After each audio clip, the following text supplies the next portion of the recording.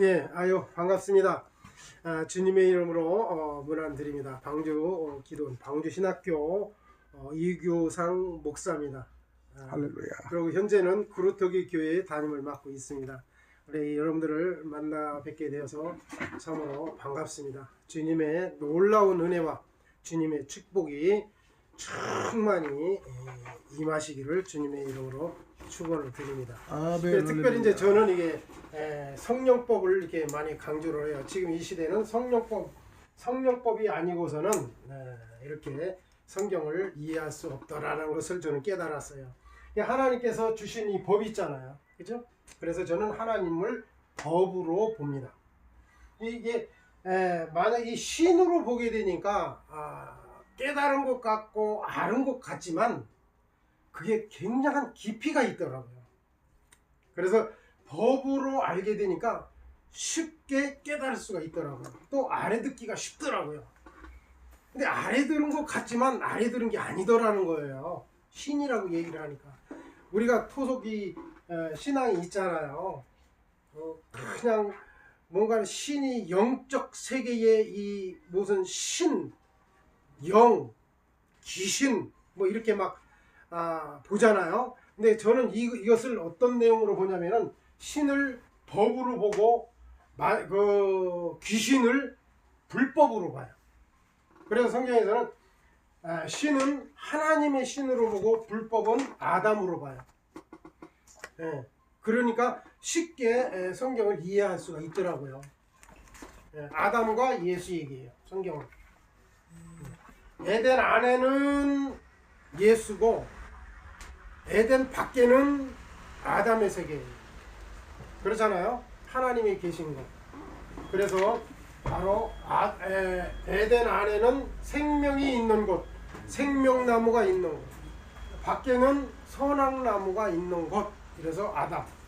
그래 로마서에 보면은 첫사람 아담 이렇게 돼요. 첫사람 아담과 둘째 사람 아담이 나와요. 첫사람은 둘째 사람을 세우기 위한 목적이었었다. 이렇게 설명하고 있는 것을 볼 수가 있을 때 이런 말씀을 드리는 거예요. 그래서 이 내용을 이제 쉽게 표현해서 저는 이 법으로 성경을 풀어요. 법, 하나님이 법이 지키면 지키지 않으면 이거예요. 법을 지키면 결과는 영생이죠. 지키면 영생이요, 지키지 않으면 지옥이에요. 이것으로 말씀을 하고 계시더라는 거예요. 그러니까 오늘 이제 저하고 이렇게 연구를 하면서 이렇게 대화를 하면서 이끌어 가고자 하는 내용이 이 내용인데 이 핵심을 말씀드리는 겁니다. 그러면 이 십계명이 예를 들어서 이 구약에서는 율법이라고 얘기를 해요, 그죠? 율법. 이 율법을 로마서에서 쭉 보면은요, 10계명을 1계명과 2계명으로 예수님께서 바꿔주시는 내용이 나옵니다. 그래서 첫 계명은 하나님 사랑과 둘째 계명은 이웃 사랑을 해라. 이렇게 결론을 맺어요. 그럼 10계명이 1계명과 2계명으로 신약에서는 나누어지죠. 신약에서는. 구약에서는 이 율법에서. 이 10계명이라고 하면 아는데 율법이라고 하면 잘 몰라요. 율법이 10계명인데 율법이 16가지인가 이렇게 돼 있어요. 제사법이요. 뭐 이거 뭐 다 알 필요는 없더라고요. 근데 알면 더 좋지요. 근데 많은 시간이 필요해. 16가지 제사법을 다 알고 배우고 하려면은. 그래서 저는 간단하게 그냥 이렇게 초점만 말씀을 드리는 거예요. 충분히 이해할 수 있는 부분이기 때문에. 만약에 이 학생이라든가 성도들이든가 이렇게 되면은 다 설명해 줘야지 됩니다. 근데 설명을 안 해도 우리는 다 알아들을 수 있기 때문에 이렇게 말씀을 드리는 거예요. 제가요.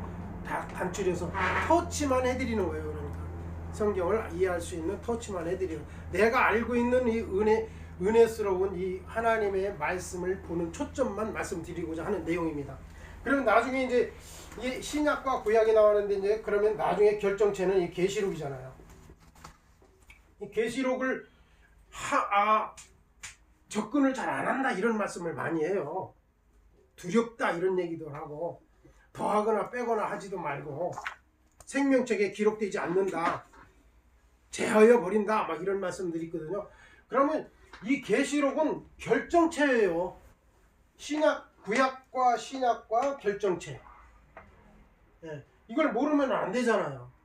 알아야지 되죠. 알으라고 되어 있어요.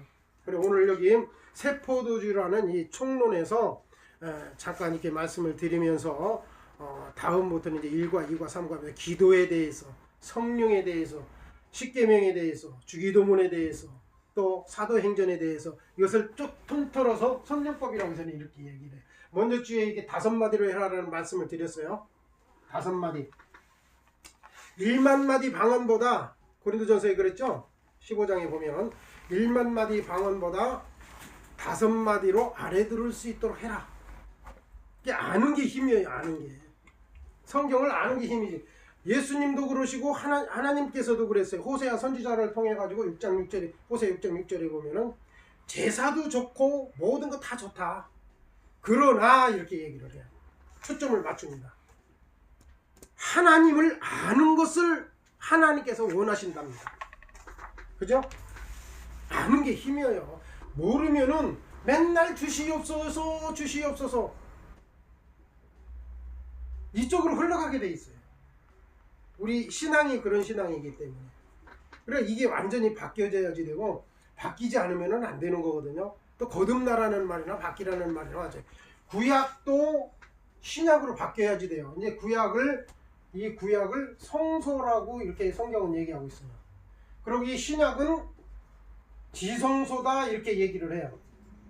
그러면은 이 성소에는 예수님이 죄를 담당하러 오시는 곳이에요. 그리고 두 번째는 지성소는 죄와 상관없이 두 번째 오신다고 되어 있어요. 그죠? 히브리서 9장 28절에 보면은요. 죄와 상관없이 두 번째 오신 하나님. 그러니까 이런 내용들이 막 부닥치는 이런 부분도 있어요. 왜 예수님이 3번밖에 안 오냐? 근데 2번 오셨다고 되어 있어요. 근데 첫 번째 오실 때는 죄를 담당하러 성소에 오셨고, 두 번째는 죄와 상관없이 두 번째 오셨고, 마지막에 3번째 계시록에서는 어떻게 오시냐? 앞으로 오실 예수님이에요. 그래서 예수님이 3번 오신다 이렇게 말씀을 드리는 거예요. 구약에 한 번 오셔가지고 죄를 다 담당해 주셨어요. 이제 여기서 이제 풀어나가야지 되죠. 하나하나 이 10계명을 풀어가야지 돼요. 실질적으로 이 내용은 이 1계명에서 5계명까지는, 근데 학자들은 1계명에서 4계명까지로 봐요. 저도 신학교에서 그렇게 배웠어요. 근데 나중에 알고 보니까 그렇게 되니까 못 풀겠더라고요. 그래서 저는 1계명에서 5계명까지로 1계명으로 봐요. 이거는 누가 계명을 지키는 계명이냐? 그러니까 예수님께서 1계명에서 5계명까지 지켜주시고 2계명은 6계명에서 10계명을 우리가 지켜야 할 계명이다. 근데 이 계명은 십자가를 지는 사역이에요. 이게 이렇게 봐야지만 다 풀리게 되는 것을 알 수가 있습니다. 다 뭉틀려서 보면은 굉장히 어려워요. 이것을 전부 성경을 찾아가면서 봐야지 되거든. 사실은요. 한번 누가복음을 한번 잠깐 찾아보시겠어요? 저 이제 지금 잠깐 생각이 나서 말씀을 드리는 건데, 누가복음 18장 20절 18장 20절을 보겠어요.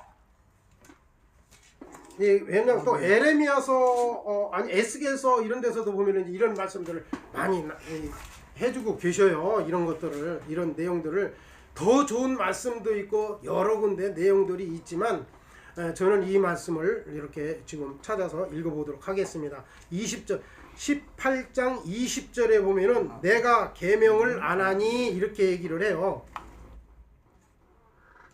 한번 같이 읽어보시겠어요? 시작. 내가 계명을 안 하니 간음하지 말라, 살인하지 말라, 도둑질하지 마라, 거짓 증거하지 마라, 내 부모를 공경하라. 이게 5계명이에요. 요게 2계명이에요. 요게. 만약에 1계명에서 5계명까지라면 그 앞에서도 있을 거예요. 내가 아는 계명은 이거예요. 우리가 지켜야 할 계명. 그리고 이것을 지켰을 때에 이것도 같이 지키는 걸로 해주시겠다라는 거거든요. 근데 이 내용들을 쭉 이렇게 보면은요, 직접 십자가를 지는 사역의 시대가 있느냐 하면은 십자가를 진 것을 시인하는 그러한 시대가 있더라는 거죠. 자, 충분히 이해 가실 줄 믿습니다. 그러면 이 신약 시대에는요, 십자가를 지는 사역이에요. 사도 바울도 그러잖아요. 나를 아무도 건들지 마라. 너희들 나를 건드렸다면 큰일 나. 왜 그래? 왜 그러는데? 내가 십자가의 흔적을 가졌노라. 이렇게 얘기를 해요. 사도 바울이. 감히 누구도 건들면 안 되는 거예요. 십자가의 흔적을 가진 사람에게. 근데 이 내용들을 이렇게 살펴보게 되면요, 지금 이 시대에도 이렇게 말씀을 하시는 목사님들이 계셔요. 나를 욕하고 교회를 욕하고 교회를 핍박하고 하는 사람 잘 되는 거 하나도 못 봤다. 또 어떻게 보면 또 그렇더라고요. 실질적으로 보면 그죠? 성경이 틀린 게 하나도 없더라고요. 다 맞아요. 그럼 선짓해요. 그런 걸 보면 사실 우리 감히 말을 못 하겠더라는 거예요. 그런 얘기들. 근데 한번 내가 던진 말은 축복의 말만 던져야지, 만약에 내가 던진 말이 저주가 된다면 뭐라고 말씀하고 계시냐면, 그 저주가 저에게 임하지 아니하면 그 저주가 누구에게로 간다? 나에게 다시 돌아온다라는 거예요. 헛되지를 않는다라는 거예요. 그렇기 때문에 함부로 말을 하지 말라. 그러니까 항상 이야기를 해도 복을 빌어주라는 거예요. 복을 받을 만한 그 그릇이 되면 그가 복을 받을 것이고, 빌어준 그 복이 그가 받지 못하는 그릇이 되지 못한다면 그 복이 다시 나에게 돌아온다라는 거예요. 그러니 얼마나 기뻐요. 그죠? 굉장히 기쁠 수밖에 없는 거예요. 예. 그러니까 복을 빌어줘야 돼. 많이 빌어줘야 돼. 받지 못하면 나에게 돌아오니까. 그냥 헛되이 머물러서 사라지지를 않는다라는 거예요. 이 말이. 그래서 살아있는 운동력 있는 골수까지 쪼개버린다라는 거예요. 말씀이. 그러니까 바로 이러한 내용들을 이제 쭉 풀어간다라는 거예요. 저는 이게 계명으로, 하나님의 법으로 풀어가겠다. 이 성경을요. 이 신으로 보지 말고 그냥 하나님도 어느 형체가 있지 않잖아요. 그런데 하나님 보여주시옵소서 하면 이 구약에서는 보면 죽어요. 하나님을 보면 죽습니다. 그렇게 보여주시옵소서 하니까 결국에는 하나님이 주시고 보여주시더라고요. 언제 가서 보여주냐? 신약에 가서 보여주셔요. 신약에 어떻게 보여주셔요? 예수님이 친히 형상으로 보여주시는 거예요. 아하! 보여주지 아니할 때가 있다면은 보여줄 때가 있더라라고 전도서에 얘기하고 있어요. 네. 그러니까 보여주시더라는 거예요. 이게 어떤 내용이에요? 우리를 종살이에서 벗어나게 도와주시옵소서, 보내주시옵소서, 우리를 구원하여 주시옵소서. 430년 동안 종살이 했으면 됐지 않습니까? 이제는 보내주시옵소서, 우리를 보내줄 자를 보내주시옵소서. 하니까 보내주셨어요. 그게 출애굽의 역사죠. 그렇게 모세를 하나님께서 보내주시더라는 거예요. 근데 왜 그렇게 길었는지 몰라요. 참 길고, 반나절이면 갈 길을 몇 년을 걸려서 돌고 돌아서 가시더라는 거예요. 그러니까 그 시대 사람은 한 사람도 못 들어가고 광야에서 태어난 사람들이 들어가더라고요. 네? 그 메마른 광야에서 태어난, 그 중에서도 사람이 태어나는 거 보면 하나님의 역사가 아니느냐 이 말이에요. 놀라운 일이잖아요. 세상에서 제일 기쁜 일이 무슨 일이, 뭐가 제일 기쁜 일이냐? 사람이 태어난 것이 최고 기쁨이다.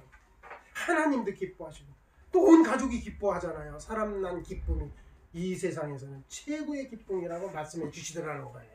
아멘. 할렐루야. 근데 이거를 세상에서 배도하는 사건이 생겨버려서는 안 되잖아요. 이게 지금 끊겼어요. 네, 나만 잘 먹고 잘 살자라는 쪽으로 바뀌어버렸어요.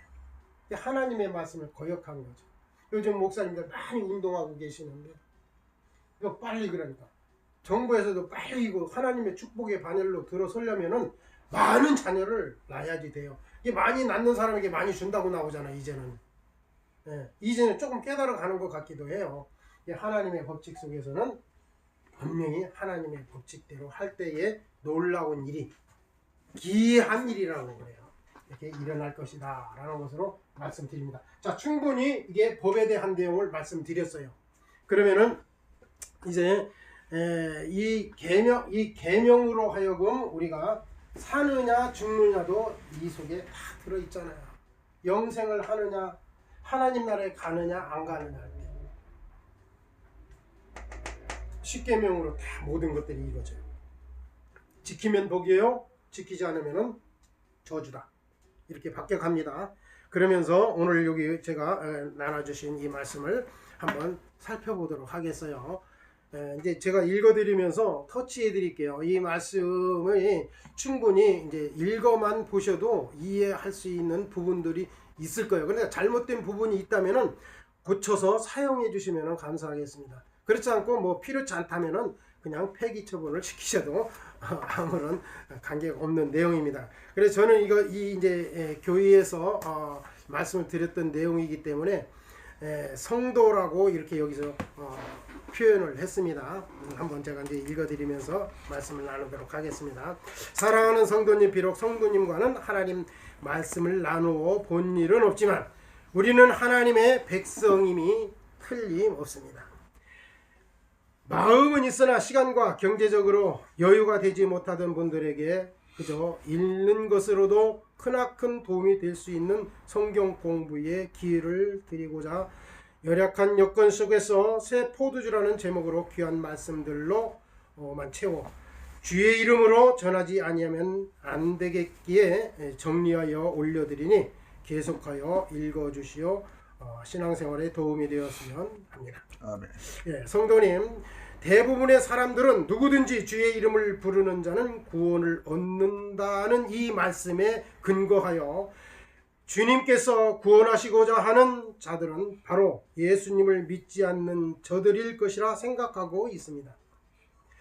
그러나 우리가 분명히 알아야 할 것은 단순히 교회에 나가서 예수 이름 부르고 믿는다고 해서 과연 구원을 받을 수 있느냐 하는 것입니다. 마태복음 7장 21절에 보면 나더러 주여 주여 하는 자마다 천국에 다 들어갈 것이 아니요 다만 하늘에 계신 내 아버지의 뜻대로 행하는 자라야 들어가리라.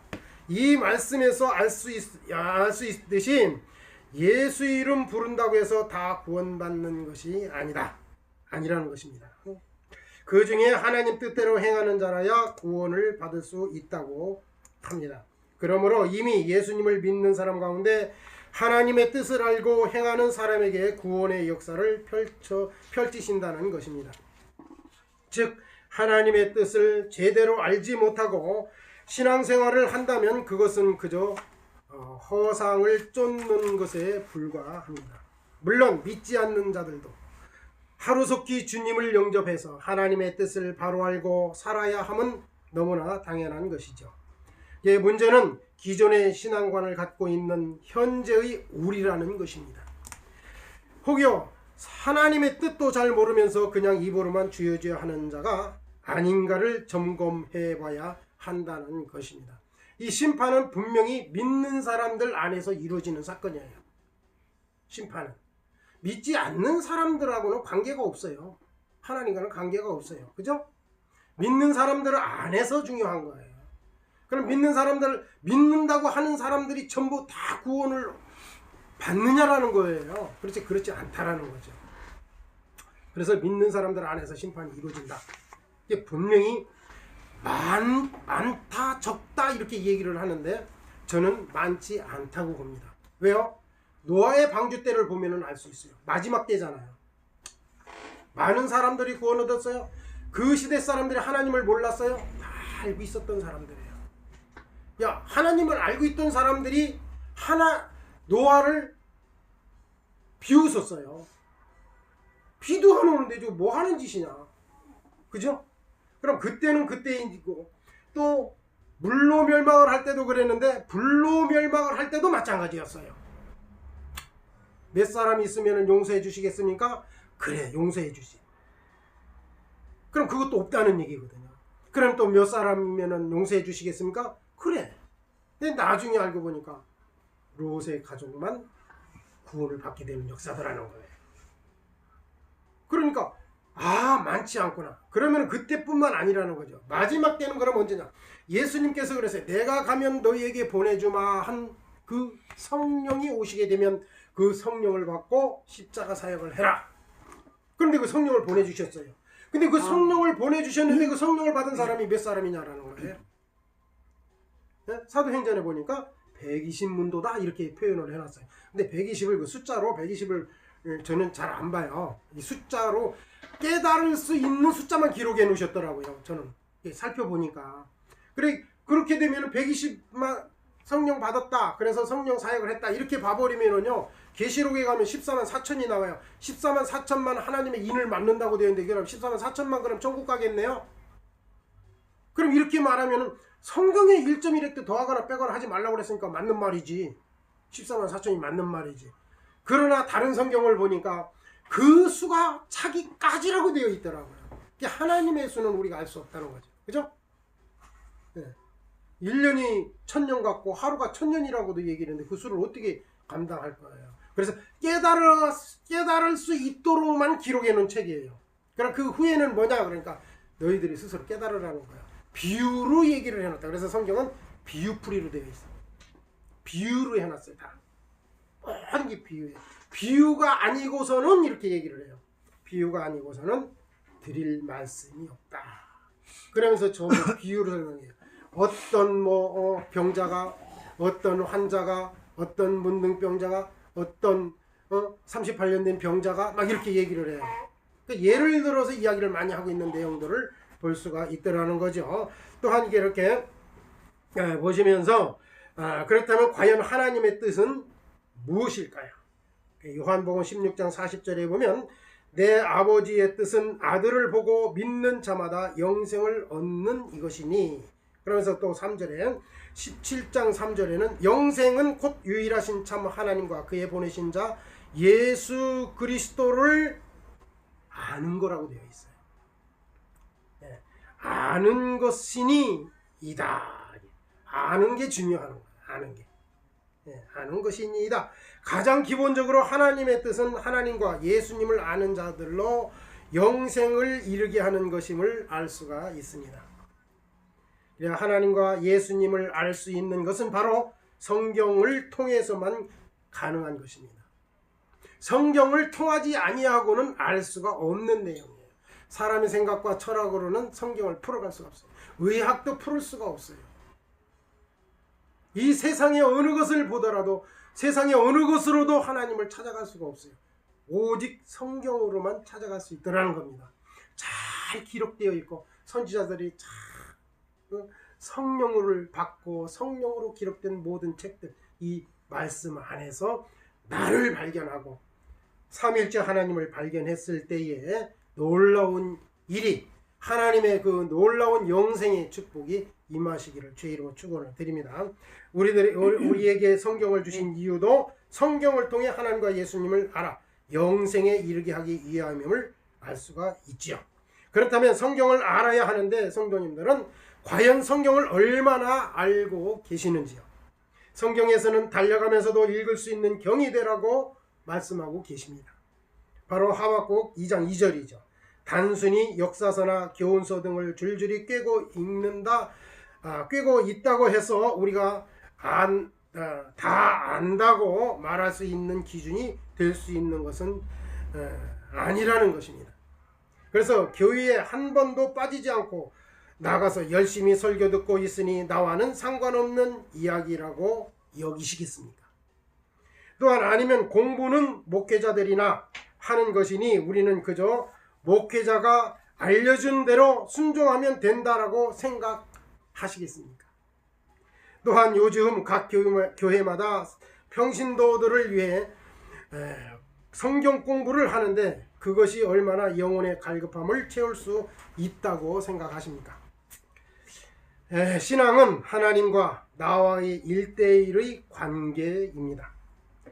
목회자가 천국으로 보내주는 것이 아님을 알아야 합니다. 누가복음 11장 9절에서 13절까지를 보면 내가 또 너희에게 이르노니 구하라면 너희에게 주실 것이요 찾으라 그러면 찾을 것이요 문을 두드리라 두드리면 너희에게 열릴 것이니 구하는 이마다 받을 것이요 찾는 이가 찾을 것이요 두드리는 이에게 열릴 것이니라. 너희 중에 아비된 자 누가 아들이 생선을 달라 하면 생선 대신에 뱀을 주며 알을 달라 하면 전갈을 주겠느냐. 13절에 너희가 악할지라도 좋은 것을 자식에게 줄 줄 알거든 하물며 너희 천부께서 구하는 자에게 성령을 주시지 않겠느냐 하시니라. 자, 우리에겐 성령을 구하고 찾고 두드릴 의무가 있습니다. 또한 하나님은 구하고 찾고 두드리는 자에게 반드시 성령을 주신다고 말씀하고 계십니다. 요한일서 5장 7절에 증거하는 이는 성령이시니 성령은 진리니라. 고린도전서 2장 10절에 보면 오직 하나님이 성령으로 이것을 우리에게 보이셨으니 성령은 모든 것 곧 하나님의 깊은 것이라도 통달하시느니라. 아멘. 성령은 진리이고 진리는 곧 말씀입니다. 그러니까 말씀을 통해서만 하나님의 깊은 것을 알 수 있고 하나님의 깊은 것을 알아야 하나님과 예수에 대해서도 알 수 있는 것입니다. 아멘. 그러므로 하나님께서는 말씀을 알고자 하는 사람은 진정으로 원하시며 또한 알고자 하는 자에게 반드시 성령을 주신다고 하셨습니다. 이 점을 깊이 상기하시면서 본문으로 들어가겠습니다. 성도님은 구약 역사를 어떻게 보고 계십니까? 단순히 이야기로만 여긴다거나 너무 어렵게만 여겨져 더 이상 알려고 하지 않고 덮어두고 계시진 않는지요? 그렇다면 역사 속에 감춰진 하나님의 깊은 뜻은 영원히 알 수 없게 되고 맙니다. 예수 백성으로서 우리가 먼저 분별해야 할 것은 구약 39권의 구약 역사가 실제 중동 이스라엘 역사이면서 동시에 하나님께서 주관하신 나라 역사라는 것입니다. 다시 말씀드리면 실제적으로는 북이스라엘이나 남유다의 여러 왕이 모세의 율법에 따라 통치해왔던 중동 이스라엘 나라 역사이면서 성경상으로는 모세를 통해 이스라엘의 백성이 출애굽하던 때를 시작으로 예수님이 오시기 전까지 하나님이 주관하시게 된 나라를 가리켜 히브리서 9장 1절에서 10절에서는 첫 언약의 때라고 하며 예수님이 오셔서 예수 피로 중동 이스라엘의 나라 법인 모세의 율법을 폐하시고 모세의 율법을 논하던 이곳에 두 번째 법 종교법을 세우신다고 하십니다. 자, 히브리서 7장 12절에 보면 제사 직분이 변역한즉 율법도 반드시 변역하리니, 즉 폐한다는 의미는 모세 율법을 변역한다는 것이고 이것을 성령으로 깨달을 수 있도록 예수님께서 십자가를 지셨다는 것입니다.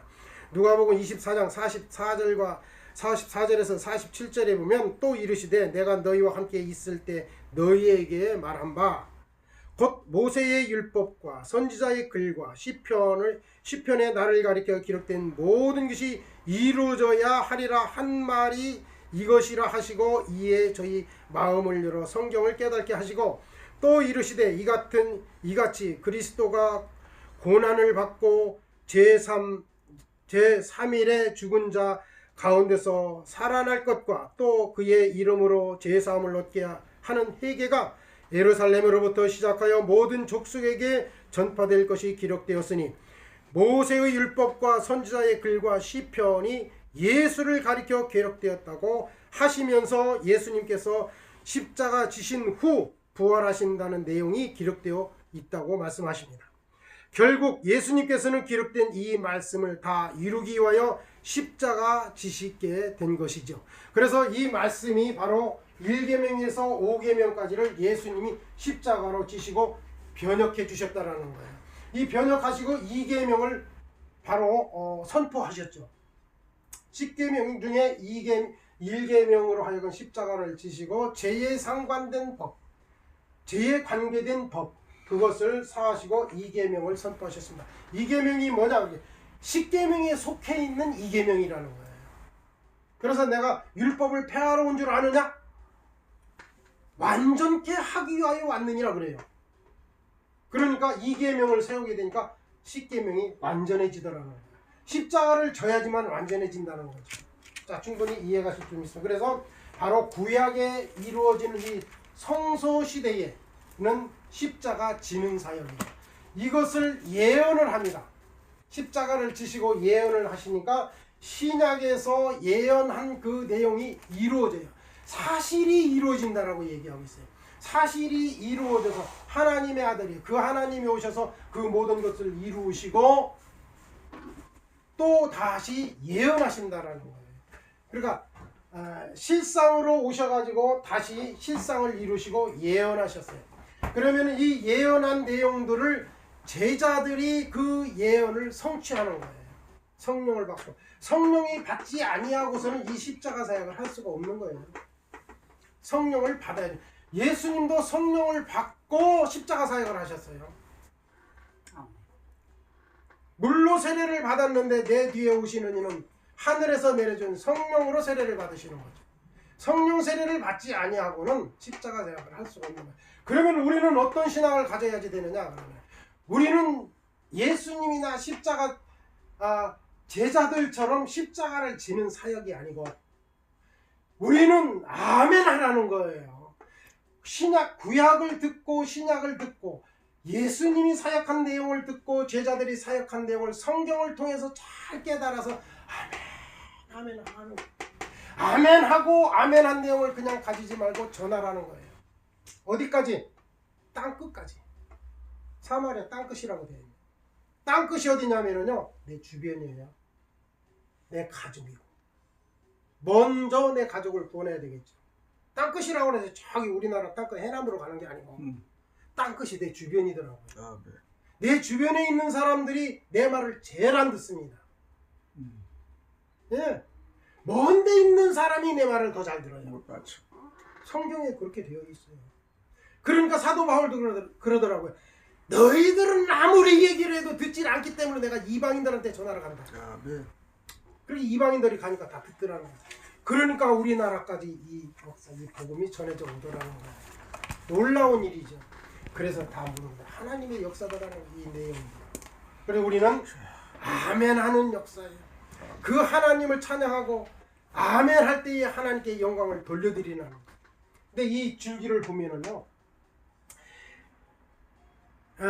하나님께 영광을 돌려드린다. 이 내용, 영광. 이것도 보니까 지금 말씀드린 내용과 같은 내용이에요. 예수님께서 십자가를 지셔야 하나님이 영광을 받으시더라고요. 그럼 예수님은 어떻게 영광을 또 받아야지 되느냐? 제자들이 십자가를 지고 복음을 전하니까 예수님이 영광을 받으시더라고요. 이 내용이에요. 이 내용. 그러니까 우리는 아멘 하니까 제자들이 예수님께 영광을 돌려드린 것이 하나님께서 다 인정해 주시더라고요. 그러니까 우리가 십자가 지는 것이 아니라는 거예요. 우리는 그것이 복음을 전하는 것이, 너희들은 그래서 포도나무 열매를 포도의 과실을 열매를 맺어라. 열매를 그래, 교회에다도 포도송이를 갖고 한 사람 전도하면 하나씩 붙여주고 막 이런 역사를 우리가 신앙생활을 하잖아요. 이거 하라는 거, 이거 복음을 전하라는 거예요. 듣고만 있지 말고 전하기만 하면은 된다고. 뭐를 전해? 제자들을 잘 살펴서 연구해서 전하고 예수님의 흔적을 가지고 아멘하면서 전하기만 하면은 너희들이 십자가 진 것처럼 하나님께서 인정해 주신다. 그러니까 너희들은 어렵다? 쉽다예요. 네, 너희들은 그렇게 하지 말라는 거죠. 그렇지만 우리나라 역사 보면은 십자가 지신 분들이 있어요. 그죠? 순교하신 분들 계셔요. 예수 이름 거역하면은 살려주마. 나는 예수님을 거역할 수가 없어요. 그 못을 박아놓은 뭐 유리를 깨가지고 뭐 박아놓은 거기를 걸어가시면서 순교하셨다고. 이런 우리 선조들의 신앙이 그렇게 해왔잖아요. 그럼 우리들은 이 신앙을 따라가지 못할지라도 전하기라도 해야 돼. 그분들의 역사를 전하기만 하면은 하나님께서 축복해 주시고 인정해 주신다라는 것을 말씀드립니다. 이게 종합적인 이런 말씀으로. 그래서 법으로 제가 이렇게 풀게 됩니다. 그래서 이제 이 나머지에 있는 이제 지금 5페이지까지 제가 말씀을 드렸는데, 나머지 페이지는 충분히 읽어 보시면 이 내용을 그래 먼저 말씀드렸듯이 그 5마디로 하라 하는 그 내용 요 말씀만 제가 드릴게요. 제가 그래서 이 성령이라고 이제 이렇게 얘기를 하잖아요. 성령 받으라 하는데, 이 성령이 한마디로 말씀드리면은요, 마지막 때에 호련히 변화시켜주는 기능성이 있는 게 성령이에요. 성령이 뭐 하는 거냐? 성령법이 뭐냐? 마지막 때에 우리가 호련이 다 변하잖아요. 7째 나팔이라고 그러죠. 마지막 나팔이라고 그러죠. 마지막 나팔이 불리워지는 날 호련이 변화되는 역사. 눈물이 없는 것, 슬픔이 없는 것, 하나님께 찬양하는 것, 영광 돌려드리는 것, 그곳에 가기 위한 내용이죠. 성령으로 말미암지 않고는, 또한 예수 이름으로 말미암지 않고는 에덴 동산에 문이 있는데 여기를 통과할 수가 없다라는 거죠. 여기는 뭐가 있는 곳이다? 생명이 있는 곳이다. 천국을 달리 보면 안 되겠죠? 여기가 천국이니까 천국을 따로 만들어서 보실 필요가 없죠. 성경에 기록되어 있는 대로 여기가 천국이. 여기는 뭐 유리바다도 있고 24장로도 있고 뭐 다 있어요. 여기. 그리고 여기를 에덴 동산으로 보자는 거죠. 그러니까 바로 여기에 창조 원리, 또 에덴 동산 사건, 또 족장시대. 그럼 다 나와요. 성경 66권이요. 족장시대, 왕정시대, 포로시대.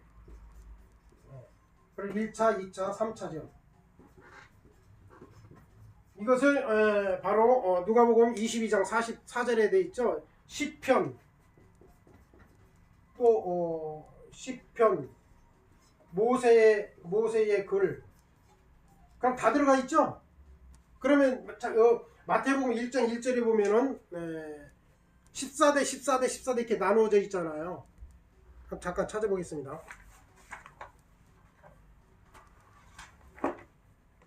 예. 14대 1차 이건 뭐 연도도 있고 이제 다 그러는 건데, 그 뭐 여고냐까지죠. 11절 바벨론으로 이거할 때 요시아는 여고냐와 그의 형제들을 낳으냐. 17절을 보겠어요. 아브라함부터 다윗까지 14대. 여기가 족장시대예요. 그죠? 아브라함부터 다윗까지가 14대예요. 여기가 족장시대. 다윗부터 바벨론으로 이거할 때까지가 14대요. 여기가 왕정시대죠. 그 다음에 바벨론으로 이거한 후부터 그리스도까지가 14대. 그래서 1차, 2차, 3차로 보는 거죠. 그러면서 누가복음에 보면 뭐라고 말씀하고 계시냐면요, 24장 44절. 누가복음 24장 44절을 한번 찾아보시겠어요? 제가 읽어드릴게요. 또 이르시되 내가 너희와 함께 있을 때에 너희에게 말한 바 곧 모세의 율법과 모세의 율법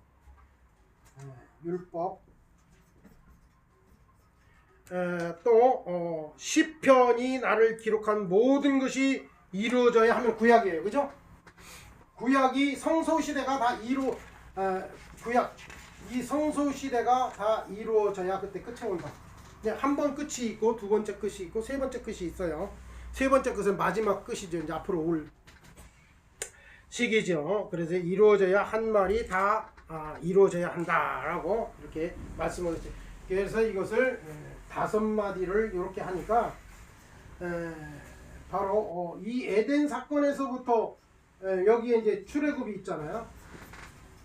요것을 이 내용 이 세 가지를 나머지 성경들은 다 풀어주고 있는 성경입니다. 선지자들이 이거 가지고 전부 얘기하고 있어요. 신약 시대에도 이 얘기. 신약 시대 선지자들도요, 제자들도요, 이거 얘기 다 하고 있어요. 스데반 집사도 이거 구약 역사 가지고 구약 시대 가지고 설교를 하고 자기 생각으로 하는 건 하나도 없었어요. 그러니까 예수님도 내 아버지가 하시는 일, 우리 아버지가 하시는 일을 보고 나도 그와 같이 한다. 그러니까 아버지는 구약 때 일을 하시고 예수님 아들은 신약 때 일을 하셨어요. 그러니까 구약과 신약은 똑같은 거예요. 맥락 다. 이것을 맞춰서 구약과 신약이 똑같다고 봐야지 돼요. 그래서 아버지가 하신 일을 나도 그와 같이 한다. 이렇게 말씀하셨기 때문입니다. 자, 이해 가시죠? 아멘. 잘못 전달된 말씀이 있으면은 이해해 주시면 감사하겠습니다. 아멘. 왜냐면은 제가 두서없이 이렇게 말씀을 드렸음에도 또 함께 지금 몇 번 이게 제가 만나면서 터치해 드린 내용들이 많이 있어요. 그럼 앞으로도 이렇게 터치를 해드리면서 이 내용을 가지고 앞으로 이루어질 내용이기 때문에 저는 이 성령법으로 말씀을 드립니다. 왜냐하면 마지막 때에 이루어지는 사건이기 때문에요. 성령으로 하여금 호련이 변화되는 역사. 그러니까 이 성령이 기능성이 있다라는 거예요. 호련이 변화시켜 줄 수 있는 기능성이 있다라는 거예요. 이렇게 성령을 모르면 안 되는 거죠. 성령을 받지 않으면 아니 되는 거고요. 그럼 성령을 어떻게 받느냐? 66권을 통달하라고 되어 있어요. 달려가면서도 경이 되라고 이렇게 되어 있더라고요. 하박국 2장 2절에 보면 달려가면서도 경이 되게끔 배워서 또한 달려가면서 경이 되게끔 가르치라는 거예요. 가르쳤을 때 그것을 배우라는 거예요. 배우라는 거예요. 그냥 되는 게 아니고 아는 게 힘이라고 그래요.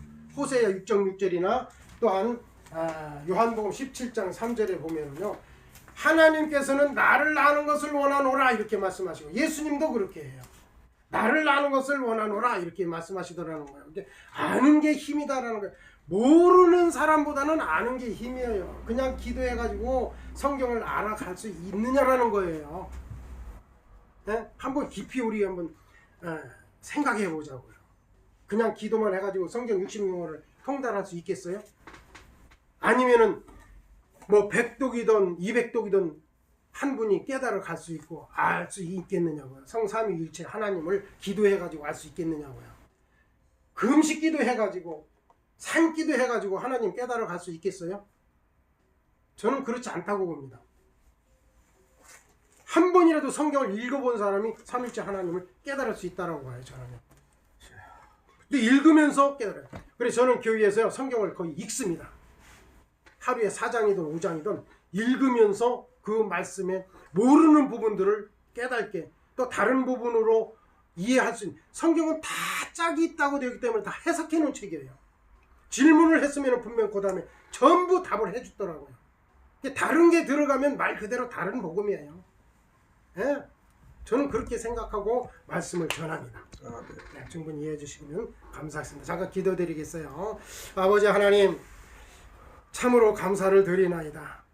이 마지막 때에 하나님의 필요한 종으로 불러주시고 또 여기 함께한 우리 귀한 하나님의 선지자 주님 오른손으로 붙잡아 주시고 또한 오른손으로 주님 그 머리 위에 얹으사 힘과 능력을 더하게 하여 주시옵소서.